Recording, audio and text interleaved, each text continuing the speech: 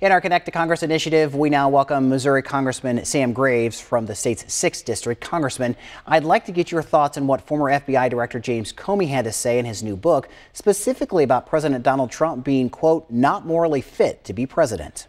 I find, all of Comey's remarks towards President Trump are a little, I take him with a grain of salt, I guess you might say. Here's an individual that politicized the FBI, and I hate to see the FBI politicized, yet he's done it over and over and over again. His time there and his time away. He's broken so many DOJ protocols and FBI protocols. It's just frustrating to hear him talk about, another individual the way he is when he is really so much of the problem. I find it ironic that, his book is a higher loyalty. I think his highest loyalty is simply trying to sell more books. I think it has more to do with that than it is anything else. And what are your thoughts on the administration's response from over the weekend to the chemical warfare attacks in Syria, and what do you feel is the next step?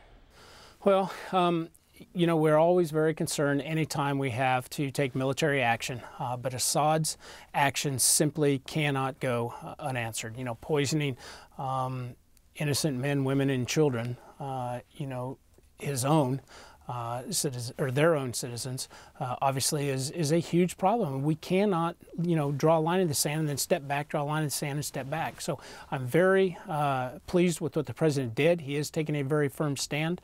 As the United States, we have to be strong in this. We have to be very assertive when it comes to making these decisions, and he has done that. So I applaud it. I think it's a good thing. What do we do next? We need to wait and see what Syria decides to do, what Assad decides to do. I think that we have taken that firm action, and I think the world is paying very close attention to what's going on too. If it requires further action, then we'll have to do that. But the fact of the matter is, if they stop using chemical agents, then we can back away as well. But we've sent a pretty strong message. Let's talk about a potential trade war. What are your thoughts on the matter, and what are you doing to help prevent a potential trade war with China? Well, what we're trying to do, obviously, and we're seeing the administration open up negotiations, and China's coming to the table.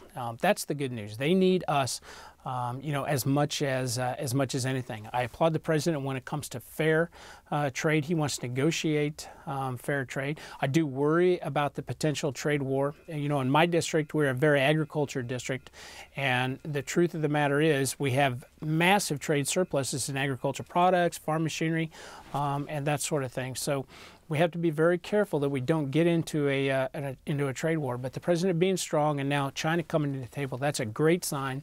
And hopefully we're going to be able to negotiate some much better deals for the United States. And what would you like to see get done in Congress before this session is up?